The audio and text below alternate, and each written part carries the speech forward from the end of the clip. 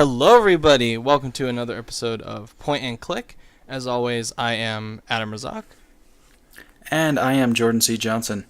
And today we are finally talking about the Tales from the Borderlands finale, Vault of the Traveler. Finally. Yes.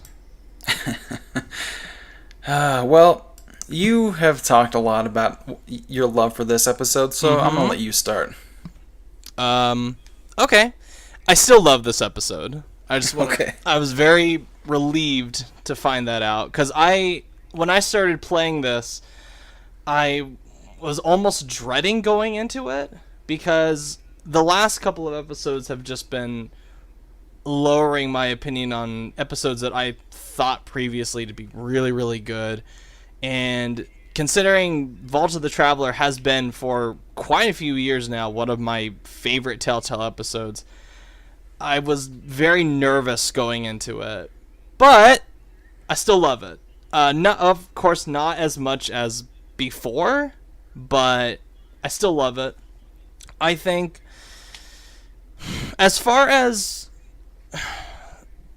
it being like a choice-driven kind of thing where all your choices matter in the end, it sucks. I'll admit that it's not particularly great in terms of really giving you the story that you want. But if you're someone that wants to go down the path or is willing to accept the path that Telltale is they are pushing you towards, then I think it is one hell of an enjoyable episode. Just everything from the beginning, which is excellent, to the twists, which still even though to this day still gives me like chills whenever I see it. The ending, which like leaves me like teary-eyed every time. It's beautiful. I think it's a fucking fantastic episode through and through. Yeah, I mean, I didn't have really as many issues this time around with feeling like I was being funneled so much. That really wasn't really an issue for me at this point. I think for me, I just, like, the one thing I just can't shake throughout this episode, especially by the end, is just, like, what was any of this for? Like, what is being accomplished here? Like, there's so much. This finale is so similar to the Mass Effect 2 finale. I mean, it doesn't even try to hide it. Like, you're choosing your team, you're going on this big final mission to, it's whatever. Yeah. But the difference is, like, in Mass Effect 2, like, that is really earned. Like, you spent a lot of time with that crew. You've really earned that loyalty, and what you're doing is like a big deal that's gonna, like, potentially stop the destruction of the galaxy, basically. This is just sort of like, why do I care about this? Why do I want this vault so bad? Why is this worth risking all these lives? Like, it just kind of feels like a big shrug to me. And I also, like, I don't know. I've said before, the friendship thing is kind of a weak end prize for me, and I still feel that way. But just the whole thing, I'm just like, why am I doing this, and why do I care? Why does any of this matter? By the end, like, it all just kind of felt like a non-event, and not like in an interesting, contemplative way. Like, I know one of the final trophies is right before you think Sasha's gonna die is what's it worth, and it's sort of like, but you're not really exploring anything like that. It just kind of goes nowhere and fizzles into nothing for me. See, I don't get that feeling that it fizzles into nothing. I think the building up to this is all... The reason they do all this in this episode is because of wanting to free Gortys from being, the burden of being the thing that activates the Vault of the Traveler. And, like, getting treasure and all that kind of becomes secondary, to at least to the main core. Sure, they're excited to get loot and everything at the end, but it's really just kind of an afterthought, which I like that, and I appreciate that, because that's a big theme in Borderlands, but it's something that I personally just don't really care about. Like, getting loot at the end of something, like any kind of like heist that's just all around getting money, I don't find that particularly Well, interesting. yeah, especially in a game like this where loot and money mean nothing. You Yeah. know what I mean? Like you can't do anything with it, so it's a completely pointless Yeah. goal. Well, it's a reason to. I'm glad that they bring in the whole thing with the very direct way that Loaderbot is like, we're going to do this because I want to help Gortys, and I'm like, you know what? Gortys has been a big part of the team for like 3 episodes now. Loaderbot's been there since the beginning. I personally like love all these characters, so I'm just like, you know what? I'm on board. I am totally on board for doing this heist to help out Gortys. I will say I like this more than the last 3, just because it kind of gets back to what I liked about the first episode, which is that scale, that sort of space opera scale, you know.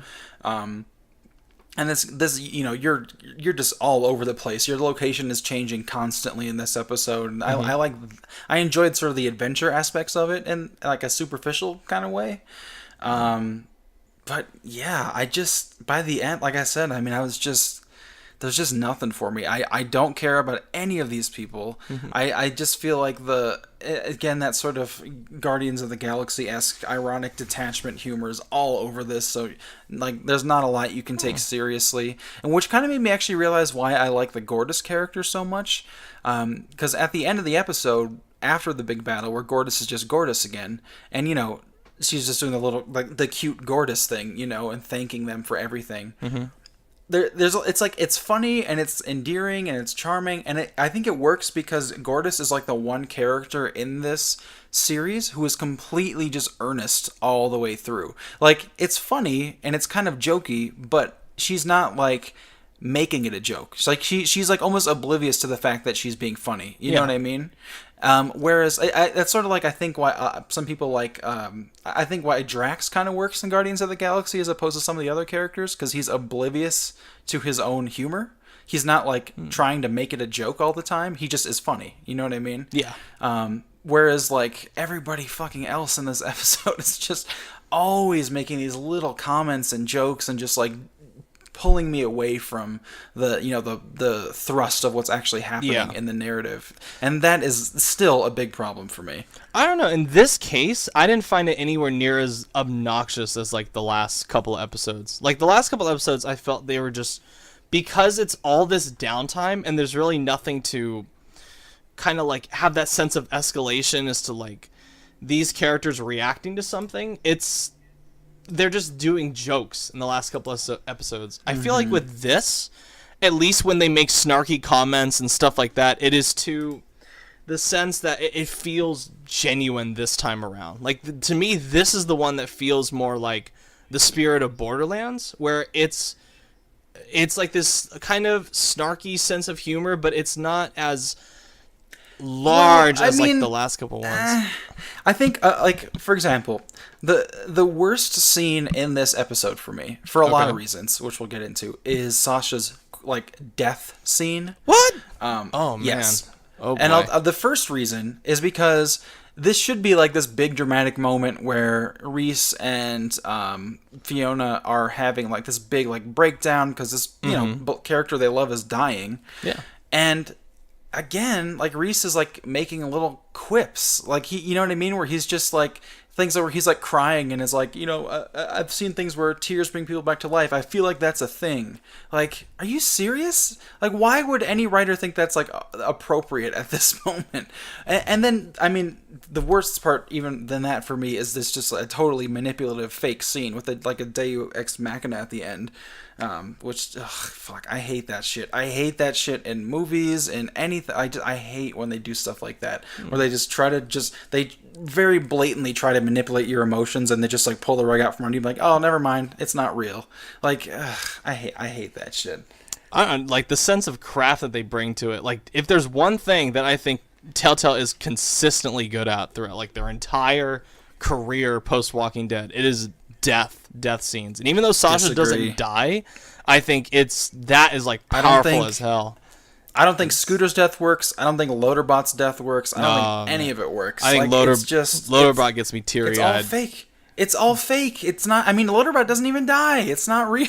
He doesn't, but it's the way it's brought the way it's like heightened by the song that they use, just the Yeah, see, overall sense of like the dour tone at the beginning with the yeah, ship but there exploding. isn't a dour tone. But Yeah, like that's there what I mean, is. though. There totally No, is. see that's my problem. Is like the tone. The tone is all over the place. There is no like the tonal shifts are just jarring. Again. There's so much like just jokey humor, and then they just throw in all of a sudden it gets really really serious and somber for was like 30 seconds of death, and then it goes right back. Like that's just this whole series whenever someone dies for me, and then it gets extended whenever they have like a speech before they die. Ugh, I hate that stuff. With Loaderbot, I think they play that rather seriously for the most part. They do, yeah. but like But I again, like it's like that. 30 seconds of seriousness in the middle of this sea of jokes. But it's not 30 seconds though. It's more than that. It's like a good solid 3 minutes. It's like over the entire the title sequence, and doesn't really Right, get jokey but even that, for a like, long time after that. Yeah, but even that's like just like odd because it's not tonally in line with the rest of the episode or series. It's just like these random little interludes of supposed dramatic weight that for me carry none of that because again I don't care about any of this at this point in the game. No, I care that Loaderbot supposedly dies, and I love the music that they use. I love that it's contrasted to like this small personal loss because Reese doesn't know that Loaderbot isn't dead for good. So it's more or less the reaction that he has where he's like futilely being like resisting against Loaderbot, and Loaderbot, like Scooter, just completely accepting and resigned to what's going to happen, like sacrificing himself to save his friends. That's like, to me, I think that is like powerful the way they do that in the opening. Yeah, but again, it's all just like this really shallow, like Sesame Street friendship message. You know what I mean? Like, I just don't care. Like, there's no like dramatic weight to that for me because it's not earned. In order for me to really feel invested in these characters, like it's hard for me to get there when so much of the series has just been like jokes and quips, and that's how you're supposed to bond with the characters. But for me, all that stuff rings so hollow that these people don't feel real, you know? Like, there has to be a balance of real person and like, humor for that to work in a game like this for me. Like, this is what's weird for me. I get that with the last couple episodes. I just don't think this one really takes it that far. Like, as far as, like, it's not so prevalent over and over and over again. It's like they finally get to the big climactic moments in this episode, and I feel like for the most part they play that completely genuinely, completely not straight, but it is keeping in character with this, not only this series but just what I come to expect from these characters. Like the whole thing with Reese, like he's just like, to me he's just like a naive child. He's like a man child in a body. Like the whole point of him, like the fake tears and trying to like cry over Sasha and everything, I don't know, like there's just something so like goofy in that, but at the same time it's heartbreaking just because of how the fact that like there's nothing he can do, because like the whole time throughout almost all the series, like there's always something that Reese's magical eye or magical arm can do, and then the contrast with this where like he's just futile to do anything, and it's happening to someone where you can make him fall in love with that person. That I feel like to me is like completely understand where it could seem like annoying, jokey bullshit with the whole like fake tear thing, but to me that just rings completely genuine. Like that gets me like every time that he does that. I could see that if the relationship between him and Sasha were anything, and like to me that relationship has never made sense from the start. It's like right away I'm like, clearly him and Fiona should be the ones who are in a relationship. I mean, like their sort of combative chemistry is very palpable, whereas with Sasha I'm like, there's no chemistry at all. There is nothing between these people, and it feels very strange to me that like Telltale is trying to push this idea on you. And like by the end when they show the choices, like you did or did not, you know, ship their relationship, and you did or did not, you know, accept to walking away from Sasha. I'm like, I did? I have no idea when I made those decisions because it was not clear in the game. Well, isn't it like at the ending that they do that, where you like Fiona stops you and is like, "Hey, do you have a thing for my sister? Like, do you?" And you can answer like yes or no. I mean, I know, but like the way that's laid out is not the clearest thing in the world for me. Uh, Like the whole relationship again is just like a bizarre miscalculation to me. It doesn't make any sense. I've always believed it, even in the episodes that I don't particularly care for from the series. Like that's one of the things, like the little like cute stuff that they have between them. I always really like that. But what's their connection? Like there's just I feel like there's never any spark or like anything to that relationship. They just seem like two people who are kind of smashed together by writers that just really don't seem like on like as I'm watching they seem to feel nothing for each other and they seem to connect in no way, and I just don't understand why that's a relationship. It's some kind of like it's the usual like opposites attract bullshit that I. But they're not even opposites. Like they're just kind of nothing. They're kind of opposite. They're pretty much opposite of each other. Like Sasha's pretty no nonsense, get shit done, and here's Reese like a fucking man child running around, like trying to dodge bullets and talk about fist bumping his homeboy and all that shit. That is not at all what Sasha is. Yeah. I don't know. Like I said, it's just it's sort of like it's like watching a movie with two like a romance between two actors who are miscast and that they just have no chemistry together. Like somehow that seems to have translated to video game characters in this for me. I love him. I love him. But yeah, it's I don't know. Like I'm just surprised that you didn't really like all the big like dramatic stuff that's in this, because I feel like I figured that would be the thing that you'd like the most. I figured like the whole like jokey stuff. I mean, it would still get on your nerves, but just the dramatic stuff I think is done extremely well in this episode.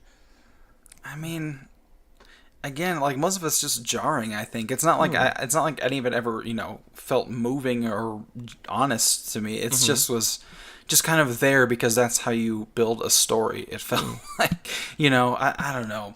And like on top of that too, like I really think the whole team selecting mechanic and stuff by the end just like it just feels so half-assed. I mean, it's like there just aren't enough characters in this game for this to feel satisfying. I don't basically look, everyone's gonna pick Athena and what's her name, Spriggs or whatever. I think, yeah. Yeah, everyone's gonna pick her, and then there's like one other person, and at that, like, who gives a shit? Like, I don't like August. I don't want August with me. The only one I wanted was maybe Zero, but apparently I did something wrong, so that wasn't an option. And then I mean, like, nobody like who all these other people. It's like, who gives a shit? These are nothing characters. Like if you're gonna build a game around this big finale with this certain amount of characters you need, it just feels like, why did you not put more into these characters? Why wouldn't you let Scooter stay here? Or it just makes no sense. Why do I have one of these nothing characters who's suddenly like hugging with us and stuff? And it's like, who are you? Who are you? Yeah, I don't know. It's very awkward. It feels very like undercooked. That I will agree with. Like the more, because I liked that mechanic. I remember like when I first saw that, like audibly I just was like, ooh, this is cool. But like the more I've played it, the more I'm just like, yeah, I just wouldn't really pick any of these people though, for the most part. Right. Like yeah, because who cares? Like who cares about Cassius? Nobody fucking remember. Like he was a nothing character. He was in it for one scene. Or like, okay, do you know who the Vault Hunter is? Because I know like you have to have. Who is it? It's Claptrap from this Borderlands series. Oh, well, so do you know who Claptrap is?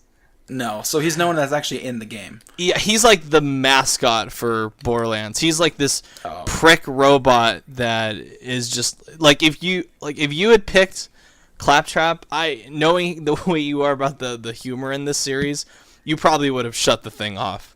Because that is Claptrap is pure, unadulterated, unsupervised Borderlands snarkiness. Like in its most purest form. That's Borderlands. That sounds awful. Yeah. I did save Felix though, so I do like that scene where if you do save Felix, he reveals that apparently he meant for him to betray you and you'd get like $10 million and here, you can get out of the con life. Here you go, here's some money. I'm making it sound less than it really is. But I think that is like one of the better scenes if you can get it. That's the thing, and that's one of the ones where one of the very few moments that you can miss out on if you make the wrong decision all the way back in episode 1, which I think that's cool. I like that. I wish they'd do more shit like that, but yeah, I have no regrets on that decision. I'm very, very fine with him being dead. And then who else is there? August. Every time I almost always pick August just because. Ugh. Just terrible. Speaking of August, how like underwhelming is it that you don't get to choose whether or not to kill Valerie? That's never bothered me. Just like why? But why is that not an option? Like it also just seems like, again, it's another opportunity to, if you do choose to kill Valerie, well, then you could lock August at the end of the game from being a choice. Even not that I wanted to choose him, but you know what I mean. It's a variable. Why? Yeah. Again, why just remove a variable like that in a choice-based game? It makes no sense to me. Even if she dies either way, like at least let me make that choice. Like it just felt so unsatisfying. Yeah. I just, again, another like confusing thing, as we've been talking about in most of this podcast. Just why? Yeah. Why would they not why would that not be included? It makes no sense. It's like, again, if she's gonna die in that scene either way, what could possibly be the rationale for not letting that happen? Just because, I mean, because August can be locked one way or another. So, what are you hurting? What? I just don't understand what their possible rationale could be. Can he be locked? I think so, because you have to wait. You have to like get him unlocked at the end. I wonder though if there's like a set 3 characters where that will just unlock no matter what. I have to wonder if I wonder if there is a way. That's even worse if where that's you true. can like lock everybody. I wonder if there's that option. Which I doubt it. Which I doubt it too. But if there is, I kind of respect that just because it's something. It's something that's there. But if that is there, then again, it's just more reason why they could have let you choose to kill Valerie or not. Sure. Or why not, again, even go bigger with it? Why not let you do something to like save her or turn her, and then she can be one of the ones with you at the end? You know what I mean? Yeah. Like, there's just so many wasted opportunities. Like, again, these games are supposed to be about choice and shaping the narrative. Yeah. But it just feels like they are really wasting a lot of really obvious opportunities to let you do that. Yeah.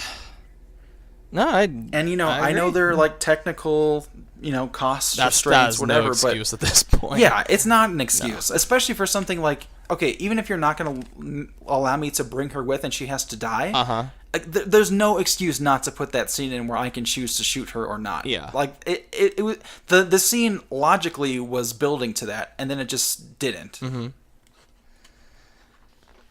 I mean, it's a small moment, but just one of those little annoyances that just kind of builds up as you play a game like this. It's the small moments that count. Those are the things that, like, to me, the difference between a good Telltale game and a bad one are the small moments. Right. Yeah. How do you feel about being that you love this episode? What do you think I guess the ending of this is, I mean, I know you think it's satisfying, but is it accomplishing anything dramatically or thematically? Like, I know that you view the finale as them saving Gortys, not like the vault being sort of an aside. Yeah, I could care less about the vault. Like, I've heard a lot of complaints. One of my closest friends is a big Borderlands guy, and he hated that you weren't able to go into the vault. And I've never had a problem with that from like day one.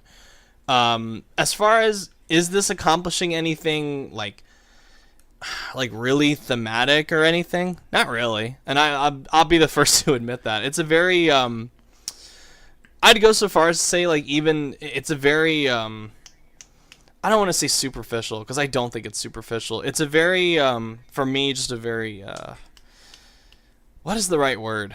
It's, I think just at like a most basic story level with these characters, it is like immensely satisfying to me.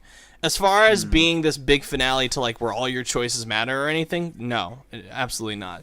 Thematically, no.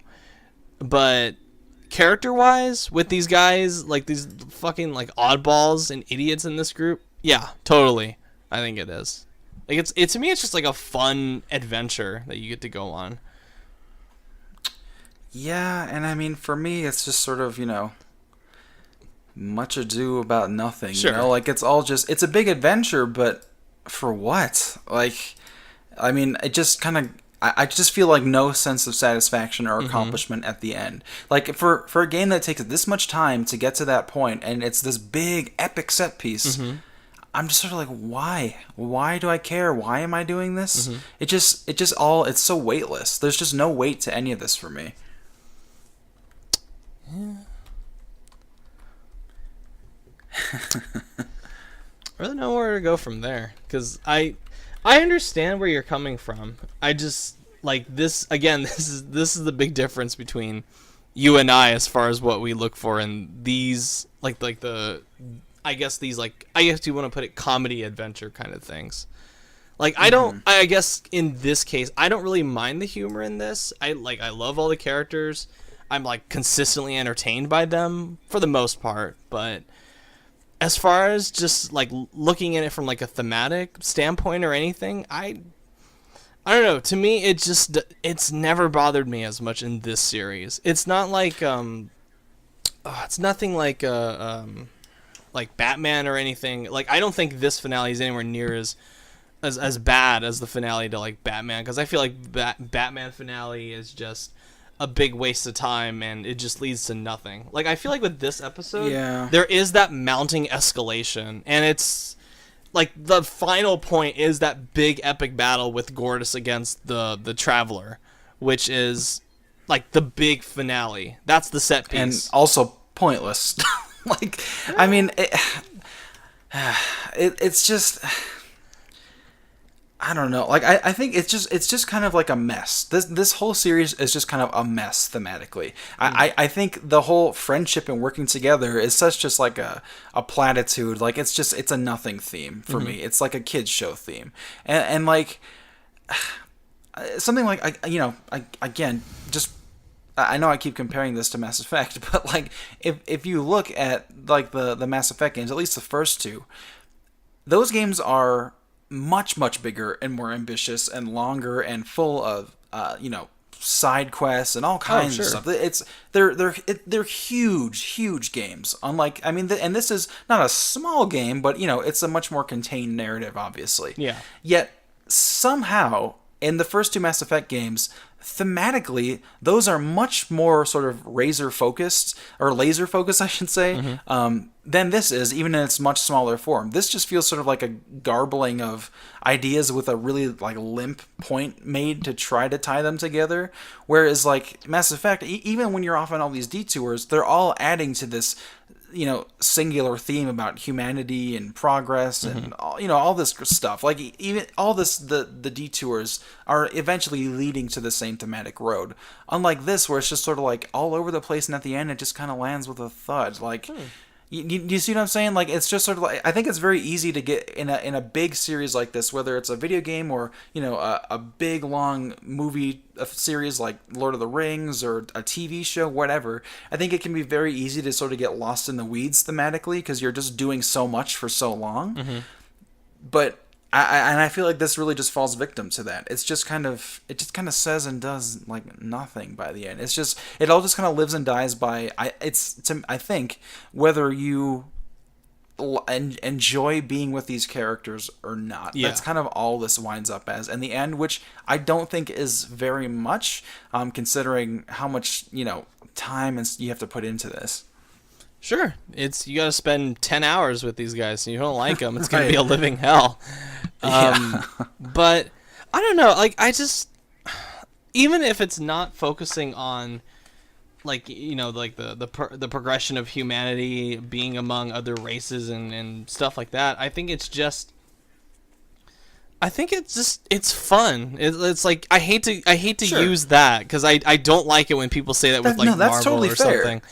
No, But yeah, if you feel that, that's totally valid. yeah, I think there's a lot more like flair, and there's much more interesting things going on in this series than like your average Marvel movie these days. But I just I just really enjoy it. Like it's like it just makes me happy every time I play this episode, and Sure. I can't argue against like it like lacking any big thematic points and stuff like that. And it is very thematically muddled, and tonally it can be all over the place. But at the end of the day, I like at least this episode. I just like love it. Like I just like love it every single time I play it, which is not a lot I can say. Is not something I can say for a lot of Telltale episodes because they tend to get worse with each one.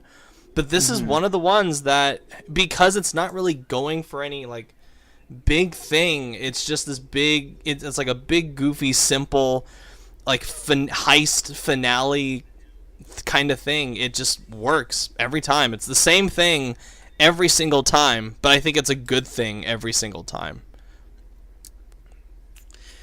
Yeah, I don't. And again, and as well, that is totally fair, and I completely understand that. Yeah, like it's hard with something like this where I mean, really, it just kind of lives and dies by whether you think it's fun. Yeah. You know what I mean? Like, I don't think it's like it is, you know, sort of on the same scale as Guardians of the Galaxy, where I think you can really pick apart sort of like, you know, problematic elements underneath that so-called fun and kind of destroy that premise. Yeah. I don't think there's anything as like noxious as that going on here, but it's just kind of it's very disposable for me, and it got to the point where I actively started to dislike it by the end. Yeah, I have to Like, wonder which is. I don't have a lot of patience for like disposable fun anymore. You know what I mean? Like I need my fun to like have some like craft and passion and like joy and enthusiasm. Like that's what I like in movies now. Like if it's just designed for disposability, like, and I know you may disagree on whether this is that or whether it's by you know, on purpose or not. I just who has the time? You know what I mean? I don't know. I just don't think this one in particular is disposable. This is the one like enthusiasm, joy, craft. I think that's all here as far as it being a really, really great adventure for this. Like it doesn't really have to say any. For me, it doesn't really have to do anything big thematic wise. It's just I think it works in its simplicity, with it just being an enjoyable adventure with some darker, dramatic elements in there that I personally do think work really well in the overall grand scheme of things in this contained episode. Sure. But it's as far as movies go, I'm starting to lean towards more your side as far as that goes, because I'm getting fucking tired of it. Right, because I don't think, you know, disposability is fun. Like that kind of lazy, you know, just shrugging off of everything artistically is not enjoyable for me. You know what I mean? Like that's not where I get fun from when I'm watching a movie or playing a game. I mean, playing a game, well, yeah, even the same. Like even when it's just gameplay, you know, like what makes, I think most of the time what does make gameplay fun is solid craftsmanship, you know? And I think maybe if these Borderlands games were, you know, had a different style of gameplay to carry me through this, it would help a bit. But, you know, it's just kind of there. I mean, Telltale isn't really much of anything in terms of gameplay. No, their strength has never been gameplay. No, which I think they should accept that even more than they already do. No, they don't accept it enough these days. Exactly. Like just abandon it altogether. Yeah. Just be choices. I don't want to do anything else. Well, as far as games go, it's tough to describe what I look for in a game. It's just whenever I see it, I know it's there. It's right. Just it's not like you go into a game. Yeah, it's not like you go into a game or a movie or any piece of art looking for one thing to make it work for you. It's just the art dictates what you're going to take away from it. You know what I mean? If it like when it clicks, I know it. Like there's the bit in like Titanfall 2, there's the bit where you have that big boss fight against Ash, who's the robot at the beginning. And the way you're able to like execute her by just like ripping her out of the Titan and like crushing her in your hand. I'm just like, that's it. That's the moment right there. Yeah. Like that that literally had me like dancing. But it's that part is so great, and it's like that was just a small little thing, and yet it's like so effective in getting me into it because it's this nice big like final exclamation point after this like fucking excellent fight scene, and it's just awesome. And Ash is an asshole anyway, so fuck her. Well, I think it. I mean, obviously, for me, again, another one that goes without saying is not going to touch my top 5. Oh, for the first time in like a long time, something's entered my top 5. So I guess I'll go This is my number 3. This is my number 3 now. So Starved for Help has been kicked out, and the other 4 are No Time Left, which I'm starting to get lost in these names, but it's No Time Left. I think that's the season 1 finale. Yes. All That Remains, I think that's the season 2 first episode. I don't remember. I think No Going Back, I know, is the season 2 finale, and then of course A House Divided with Carver is the best one still, and probably will forever be the best one. Yeah, I mean, for me, number 1 is still In Harm's Way, which is the 3rd episode of season 2. Is that what it's House called? Divided is my number 3, actually. Wait, House Divided. I might have the wrong one. House Divided is the 2nd episode. Is that the 2nd episode? Yes. Oh, I have the wrong one. Oh, never mind. What's the... What is it called? The 3rd one is In Harm's Way. In Harm's Way, okay. Yeah. Why did I have that? Okay, guess I didn't update this. Wow. Slacking. I guess, yeah. So yeah, In Harm's Way, that's my favorite one. And in terms of the series we've done so far, my favorite is still Walking Dead Season 2. Yeah. Then Walking Dead Season 1, then Batman Season 1, then Borderlands Season 1. I still think Batman, just because of how badly it drops the ball in its last episodes. It does. I still think that's the worst one. Tales from the Borderlands, yes. It's almost there being my least favorite. I still really like it overall. I feel like you really like this one, like the whole time we've been talking about it. Well, it's... I don't know. Maybe it's like me because I have to replay these episodes in order to like with the podcast. But I feel like if I go back and play them just like casually on my own time, I'd probably like them a little bit more just because I'm not like trying to like analyze every little thing. If it's just like, I guess, just playing it just in the background or whatever, I'd probably find it more tolerable. At least like the last 2 episodes are concerned. Not Vault of the Trap. I will say, like, for me, I agree with you. I mean, the finale of Batman is just, it's horrible. It's dog shit. Yeah. But I still think the 2nd episode of that is way, way, way better than anything in this series. The second episode. I think like Children of Arkham. Oh, that's right. Yes. I'd say like almost the first 3 episodes of the Batman series are better than most of the Tales from the Borderlands. I agree. Which, yeah, that was, man, that's still, like, because they've been constantly talking about Batman Season 2 now, and I'm just like, ugh. Okay. Yeah. Which, I guess, leads us into, what are we doing next? Did you want to do Wolf Among Us, or did you want to do something else? I'm going to throw you a curveball here. Okay. I think we should do Minecraft. Minecraft? Okay. I think we should. Okay. You better get that adventure pass then. I think I might already have it. Okay. And I just haven't played them yet. Yeah, do I have the adventure pass? Yes, I do. Oh, hooray, Minecraft. But yeah, sure. Well, yeah. Yeah.